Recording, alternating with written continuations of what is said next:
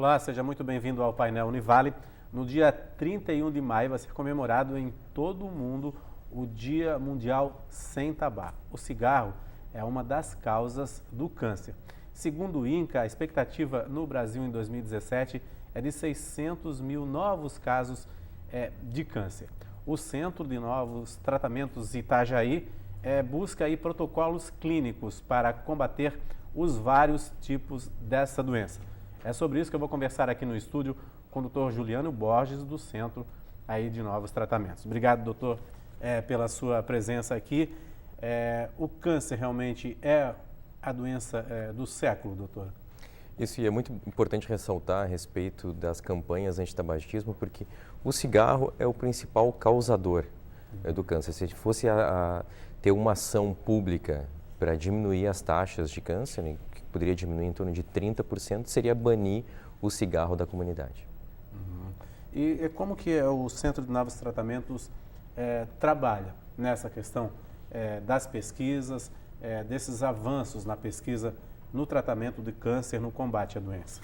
A gente sabe que ainda para alguns tipos de tumores, a gente tem uma certa limitação no tratamento, seja nas taxas de cura, seja na toxicidade. Então, esse serviço busca opções mais elaboradas de tratamento. No caso, câncer de pulmão, a gente conseguir identificar alguns marcadores no próprio câncer para conseguir fazer um tratamento personalizado e evitar a quimioterapia. Câncer de mama também, a gente fazer pesquisa de alguns tipos de proteína e direcionar o tratamento para essas proteínas, evitando a quimioterapia. Então, a gente sempre busca melhorar o tratamento e seria uma forma de evitar o tratamento com quimioterapia.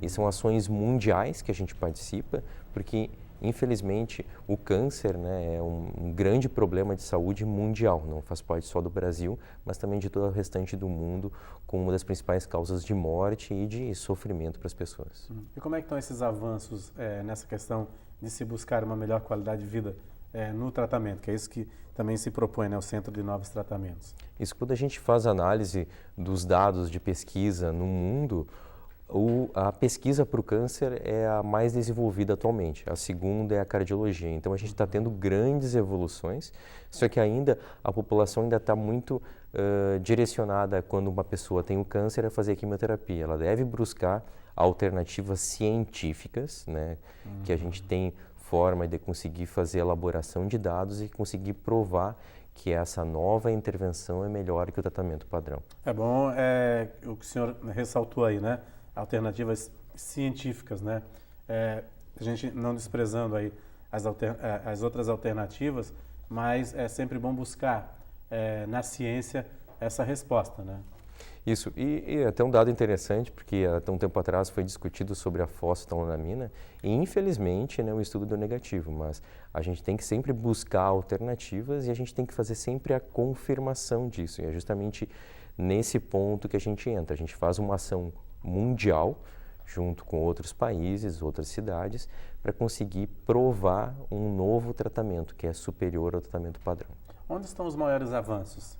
Em que tipo de câncer estão os maiores avanços? Nesses últimos 2 anos, a gente consegue ver uma clara melhoria no tratamento do câncer de pulmão. No câncer de pulmão, a gente consegue identificar o tipo pequenas células, que a gente trata ainda com quimioterapia. A gente tem, inclusive, um estudo de um estimulador de imunidade associado com quimioterapia. E do câncer de não pequenas células diferencial, que tem a alteração do ALK, do IGFR, a que evolui para uma resistência, que é uma mutação do T790M, e os pacientes que têm a histologia escamosa e adeno. Então, aqui, pelo menos, eu citei 6 tipos de tratamentos diferentes para o mesmo tipo de tumor que seria o câncer de pulmão. Uhum. Lembrando que assim, o câncer de pulmão era provocado, na maioria das vezes, pelo tabagismo, pelo cigarro. Pelo tabagismo. Assim como tem correlação com o câncer de bexiga, a mucosa da bexiga é muito parecida a característica de fator de risco com o câncer de pulmão. Então, o câncer de bexiga também, o grande fator de risco é o tabagismo. Assim como aumenta o risco para o câncer de colo de útero, os tumores de cabeça e pescoço. Ou seja, se a gente fizer uma análise dos tumores, a grande maioria tem uma correlação com o cigarro. No câncer de boca, como o senhor falou, né? Isso. Agora, o câncer que o senhor falou de pescoço... Tanto o câncer de cabeça e pescoço, que é o da pescoço. boca, todos os tumores que envolvem essa região, exceto o tireoide, tem uma correlação com o cigarro muito forte. Mas se a gente fosse destacar uma correlação muito direta, seria o câncer de bexiga e o câncer de pulmão. A tireoide, ela pode se tornar um câncer ou não, doutor? Isso, tem os tumores de tireoide, mas habitualmente eles são tratados por um endocrinologista. O tratamento habitualmente é cirúrgico, depois tem tratamento com iodo, e são poucos os casos que tem a disseminação. Mas é um tumor mais frequente em mulher e não teria correlação com o cigarro. Agora, doutor, que efeitos, nas pesquisas vocês combatem bastante a levar mais qualidade de vida e evitar que o paciente faça a quimioterapia, né? Que malefícios a quimioterapia traz ao organismo que ela realmente é tão temida? Há uma necessidade mesmo da quimioterapia? A gente atualmente utiliza a quimioterapia para os tumores em que a gente não consegue achar um alvo de destruição. Posso novamente citar aqui o câncer de pulmão, por exemplo. O câncer de pulmão, a grande maioria dos tumores são não pequenas células em que a gente tem que fazer a pesquisa do ALK. Essa pesquisa do ALK ocorre em torno de 5%, ou seja, a cada 20 pacientes, um teria essa alteração. E daí eu consigo fazer o tratamento com base em comprimido para destruir, para focar o alvo no ALK e eu não precisar fazer quimioterapia. Qual é o raciocínio da quimioterapia? Eu destruir todas as células, principalmente as células se multiplicam rápido, mas eu não tenho alvo, eu vou destruindo tudo e depois eu vejo o que eu matei. Diferente de uma terapia-alvo, como no caso eu falei do ALK, do GFR, do T790M, que são marcadores que a gente faz teste para o câncer de pulmão, em que eu vou direcionar o tratamento exatamente para aquela proteína alterada, eu não vou destruir as outras células saudáveis. A radioterapia é diferente disso, doutor? A radioterapia é um tratamento localizado, em que eu vou queimar, claro, é uma radiação ionizante, uma região. Então, eu também, quando faço tratamento com radioterapia, eu direciono essa radiação ionizante para um ponto e faço destruição de algumas células nessa região. É um tratamento daí localizado. Agora, doutor, assim, todo mundo fala, nos tempos dos nossos avós não tinha tanta incidência, né? Mas será que não tinha ou a medicina não era avançada? Que as pessoas se alimentavam de uma forma diferente ou não? Já existia aí essa incidência de câncer também? É que, na verdade, o câncer, o principal fator de risco do câncer, vamos tirar exceto o cigarro, é a idade. Né? Então, com o passar dos anos, as pessoas estão ficando mais velhas, a nossa expectativa de vida tem aumentado e tem aumentado daí sim o grande fator de risco para o câncer. Se a gente pegar a história no início do século de 1900, a expectativa de vida era muito baixa. Então, possivelmente nem tinha tempo para uma pessoa desenvolver câncer. Porque se pensar os fatores de risco, se a gente pegar novamente o cigarro, no passado as pessoas fumavam mais do que agora. Eu acho que agora tem uma conscientização melhor com relação ao cigarro. A alimentação também, eu sinceramente vejo uma melhora nas características alimentares, as pessoas procurando hábitos mais saudáveis. A busca por orgânicos e tudo mais, né? Tem tido essa tendência, mas eu acho que o principal fator de risco atualmente para uma incidência maior é o aumento da própria expectativa de vida. Aqui na Univale a gente tem um projeto aí do Laboratório de Química, né? E que está levando para o campo, para as mulheres agricultoras, ensinando a cultivar orgânicos, né? Até que ponto os agrotóxicos também influenciam no câncer, por exemplo? Isso, quando a gente fala em questões alimentares, é muito difícil a gente conseguir fazer direcionar exatamente para o câncer, porque a gente está falando de um hábito, quando a gente fala de um hábito alimentar, a gente está falando de uma rotina de 40, 50 anos. Então, para a gente conseguir provar uma correlação tão direta, é bastante difícil. Claro, salvo exceções, como o cigarro, o excesso de bebida alcoólica. Mas essa mudança de orgânico e agrotóxico, a gente vai ter muito tempo ainda para conseguir fazer essa comprovação científica. É claro que a gente sabe que um agrotóxico vai ter mais malefícios que um orgânico, mas esse reflexo direto é muito difícil de provar porque a gente precisa de muito tempo. Eu teria que mudar a minha alimentação agora passar a ingerir orgânicos e daqui a 30, 40 anos eu ver o resultado, porque a gente fala de exposição para o câncer num acúmulo, né, durante muitos anos. Agora, eu não lembro o nome científico, mas a gordura no fígado, ela pode desencadear um câncer, doutor? Isso se chama esteatose hepática, não é um fator de risco para o câncer. É claro que é um sinal de alerta, porque se tem gordura no fígado, possivelmente essa pessoa tem um colesterol aumentado, não está fazendo uma dieta adequada, não está fazendo atividade física, e isso refletiria em ganho de peso, isso problemas cardíacos, problemas vasculares, problemas cerebrais, e esse excesso de gordura e sedentarismo poderia ter reflexo também para o câncer. Agora, hoje a gente vive também uma questão que é muito combatida e feito campanhas estudo de prevenção, que é o câncer de mama, né? Por que o câncer de mama está atingindo em grandes proporções, doutor? O sedentarismo, o excesso de peso colaboram também para isso? Os fatores de risco para o câncer de mama é ser mulher, porque tem casos em homens, mas o grande fator de risco é ser mulher. A idade também das mulheres, novamente a gente fala da expectativa de vida. O aumento de peso parece ter uma correlação também com o fator de risco para o câncer de mama, porque a mulher que tivesse mais gordura, ela tem maior conversão de hormônio feminino. E isso facilitaria, seria um racional para aumentar o risco para o câncer de mama. E também as mulheres que têm filhos depois dos 30, ou não têm filhos, ou têm poucos filhos, seriam um fator de risco associado com o aumento do câncer de mama, assim como não amamentar ou aumentar poucos filhos. Então, essa nova característica atual da população e das mulheres de terem menos filhos, ou terem filhos depois dos 30, terem um aumento de peso, seria um fator de risco para o câncer de mama.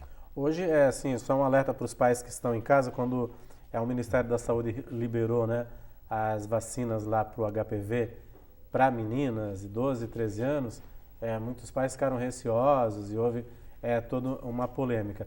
É importante, doutor, nessa idade já se prevenir do câncer do colo do útero também, tomando a vacina de prevenção? É muito bem colocado isso, porque seria uma forma de prevenção de câncer. A gente já tem definição, isso comprovação, que o HPV seria o principal causador do câncer de colo de útero.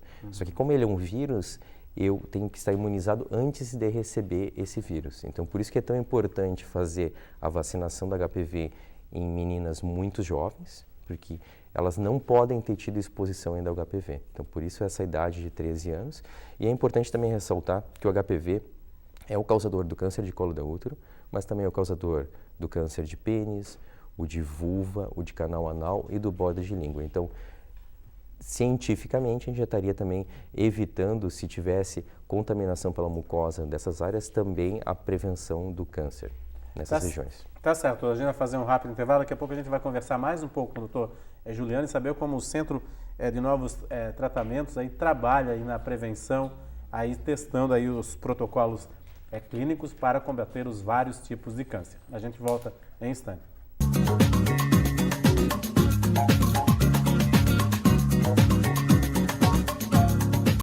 Olá, voltamos com o painel Univale. Para você que sintonizou a TV Univale agora, o nosso convidado é o Dr. Juliano Borges, do Centro de Novos Tratamentos Itajaí. Estamos falando um pouco aí sobre a situação do câncer, os principais tipos, os perigos.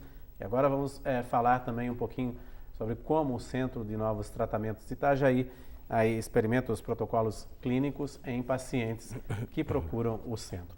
Doutor, como é que vocês testam esses protocolos clínicos para saber dos resultados e saber se a pessoa não vai avançar para a quimioterapia, vai ter uma qualidade de vida melhor? Que testes são esses? Como é que é feito esses procedimentos? Isso, habitualmente a gente faz testes moleculares, testes genéticos no próprio tumor ou pelo próprio sangue, para a gente conseguir direcionar quais as alterações, as mutações que o paciente apresenta e assim a gente selecionar para um protocolo de pesquisa. Essas ações são ações globais, então a gente faz em conjunto com outros países e outras regiões do mundo.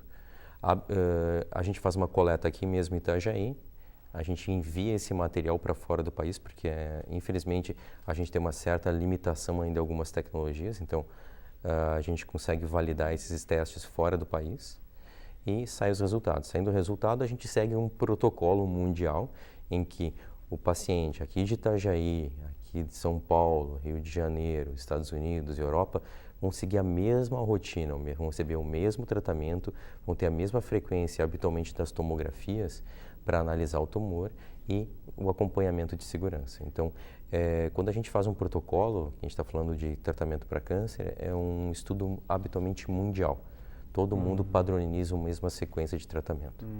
Há o tipo de uma cadeia científica no que diz respeito a isso, é isso? Isso mesmo, porque a gente precisa de população brasileira, americana, europeia, da Austrália, para conseguir validar uma medicação mundialmente.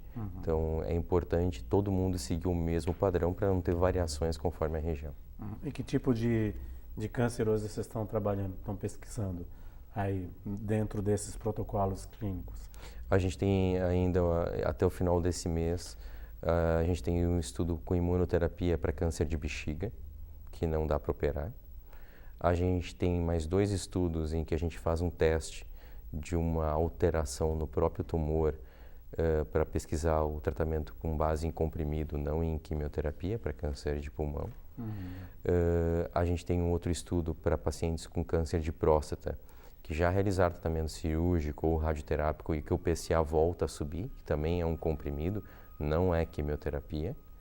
E a gente tem um estudo bastante grande, que está sendo feito no mundo inteiro, para pacientes com câncer, que tem um fator de risco aumentado para trombose, lê-se anemia, aumento dos leucócitos, aumento das plaquetas, e dependendo do tipo de tumor, que os tumores com maior fator de risco é o câncer de estômago e o câncer de pâncreas, mas os outros tumores também podem ser incluídos, em que a gente usa uma medicação, que também é um comprimido, para evitar trombose, que é a segunda principal causa de morte em pacientes com câncer que estão em tratamento.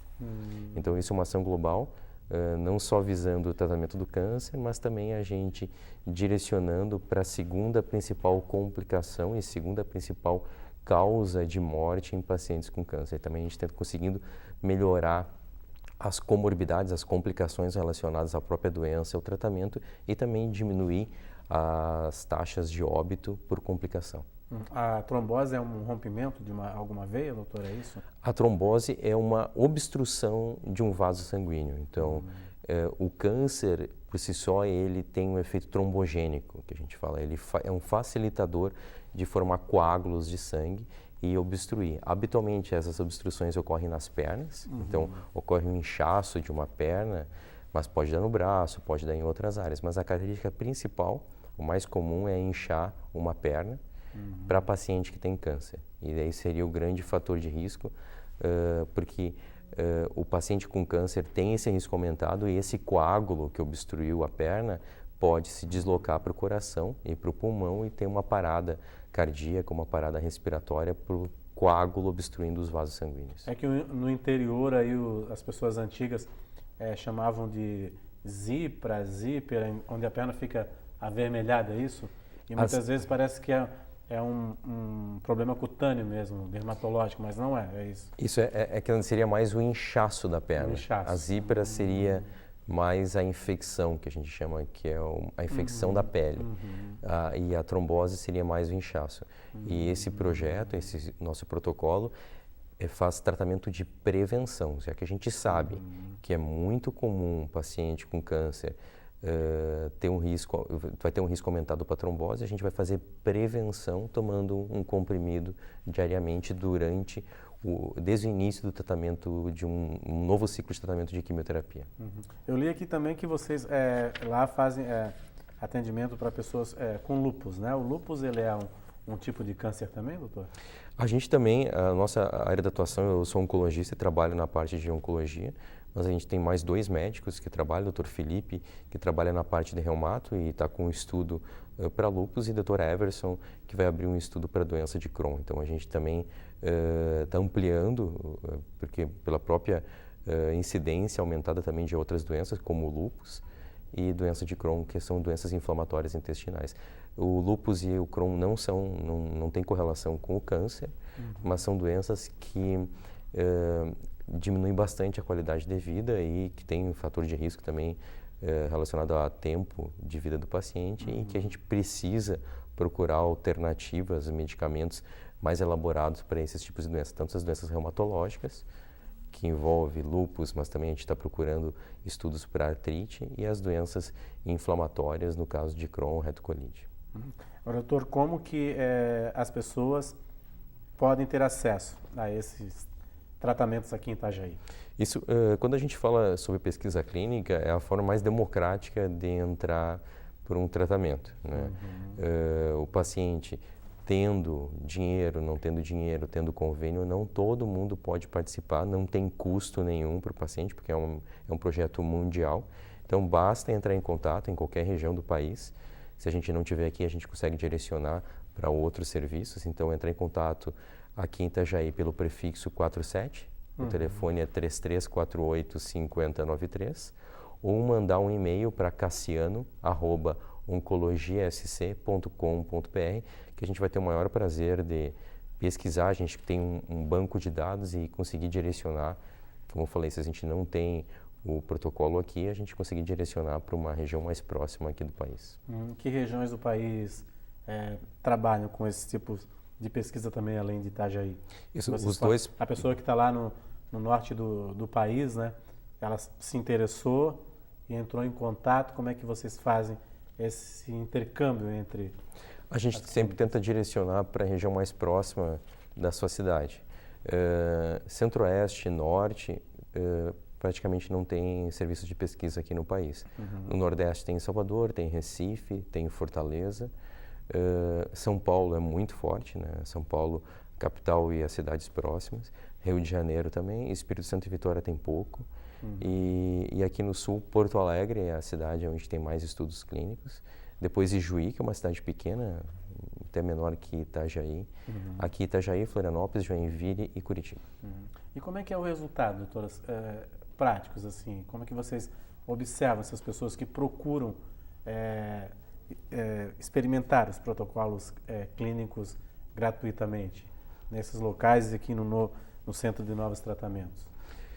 É interessante porque o perfil de pacientes que nos procuram é diferente, porque são pessoas que estão buscando melhoria no tratamento, que já têm a ciência, no caso de algum tumor que seria habitualmente com base em quimioterapia e teria uma série de limitações. Então, eu diria que são pessoas que estão em busca de uma melhoria no tratamento. A gente vê os resultados, habitualmente são resultados superiores ao tratamento, e o que eu sempre deixo claro é que se a gente começar no caso, para o câncer de bexiga, que a gente tem um estudo, e o paciente ser incluído e participar do protocolo com a imunoterapia e esse resultado não dá certo, a quimioterapia a gente tem disponível em qualquer local, né? Então, é uma forma de a gente conseguir mudar a história do câncer, aumentar a expectativa, as esperanças numa melhoria num tratamento, e se não der certo, quimioterapia a gente tem disponível em qualquer região aqui do país. Isso é interessante porque é a maneira também, como você já falou no primeiro bloco, de evitar essa etapa da quimioterapia que faz tão mal ao organismo também, né? Isso, mas pode não dar certo, né? Um tratamento não é universal, mas se não der certo, o tratamento convencional tem em qualquer lugar. Tem via de convênio, particular ou pelo SUS, isso tem disponível. O grande diferencial está em a gente ter um medicamento que não está sendo comercializado, que tem uma ação global, que tem um raciocínio científico muito importante para a gente conseguir mudar a história do câncer. E a pessoa que participa de um protocolo está conseguindo ter um aumento da esperança na sua própria doença, e a gente está falando de questão social, está contribuindo também cientificamente para a gente conseguir melhorar todas essas doenças que ainda não têm cura no mundo. Tá certo. Muito obrigado aí pela sua presença, pelos seus esclarecimentos aí. Vamos torcer aí para diminuição, né? Que esses 600 mil casos previstos não se concretizem, né, doutor? Isso mesmo. Obrigado. Muito obrigado. Eu agradeço e sempre focar em prevenção. Depois a gente falou tanto sobre tratamento, fazer prevenção, que é não fumar, evitar bebida alcoólica, fazer atividade física, ter uma vida saudável, uma boa alimentação e sempre procurar o médico para fazer o check-up habitual. Obrigado, doutor. O Painel Univale fica por aqui. Lembrando, se você quiser fazer um contato também lá com o Centro de Novos Tratamentos, aí tem o e-mail aí embaixo do vídeo aí que você pode também entrar na página, ver lá os tratamentos oferecidos aí e entrar em contato com o Centro de Novos Tratamentos. A gente fica por aqui, nós voltamos amanhã. Até lá.